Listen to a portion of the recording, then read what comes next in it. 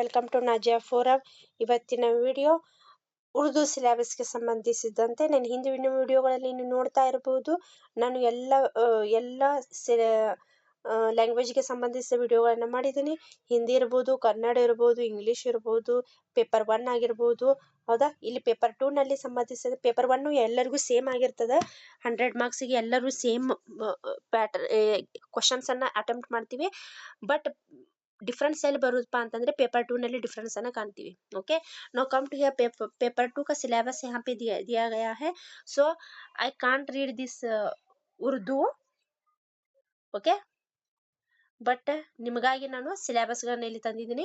Urdu grammar ನೀವು ಇಲ್ಲಿ screen ನಲ್ಲಿ ನೋಡ್ತಾ ಇರಬಹುದು. ಯಾರು ಉರ್ದು ಅನ್ನ ಅಟೆಂಪ್ಟ್ ಮಾಡ್ತಾ ಇದ್ದೀರಾ ಇದನ್ನು ನೋಟ್ ಡೌನ್ ನೀವು ಮಾಡ್ಕೊಳ್ಳಿ. Okay, sentence structure, vocabulary, idioms, comprehensions, poetry, ಫೋಸಸ್. Okay, and then literature, writing, language skills, listening, speaking, reading. That is, we call it as a LSRW. This is very important. Listening, speaking, reading, writing. Okay, ಮಗುವಿನ ಬೆಳವಣಿಗೆ ಬಹಳ important. Urdu pedagogy. ಹಿಂದಿದವರು ಹಿಂದಿ ಪೆಡಗೋಜಿಯನ್ನು ನೋಡ್ಕೋಬೇಕು, ಕನ್ನಡದವರು ಕನ್ನಡ ಪೆಡಗೋಜಿಯನ್ನು ನೋಡ್ಕೋಬೇಕು, ಇಂಗ್ಲೀಷ್ನವರು ಇಂಗ್ಲೀಷ್ ಪೆಡಗೋಜಿ ನೋಡಬೇಕು.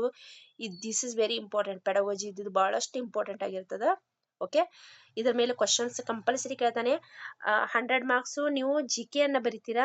GK ಮೀನ್ಸ್ ಜನರಲ್ ಪೇಪರ್ ಅನ್ನ ಬರಿತೀರಾ. ಆ್ಯಂಡ್ ದೆನ್ 80 ನೀವು ಗ್ರಾಮರ್ ಅನ್ನ ಬರಿತೀರಾ. +20 is pedagogy questions. Compulsory pedagogy. This question ಯಾವ ರೀತಿ ಇರ್ತಪ್ಪ ಅಂತಂದ್ರೆ ಅಪ್ಲೈಡ್ ಕ್ವಶನ್ಸ್ ಇರ್ತಾವೆ. 2-3 ತರ ಯೋಚನೆ ಮಾಡಿದ್ರೆ ನಿಮ್ಗೆ ಏನ್ ಅನ್ಸುತ್ತೆ, ಆನ್ಸರ್ಸ್ ಇದು ಸೇಮ್ ಅನಿಸ್ತದ. ಓಕೆ, ಆ ರೀತಿ ಕ್ವಶನ್ಸ್ ಗಳನ್ನ ಕೇಳ್ತಾರೆ.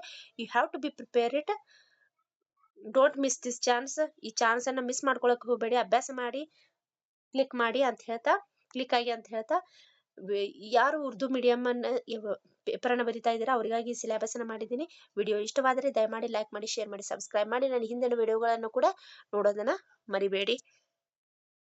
Thank you.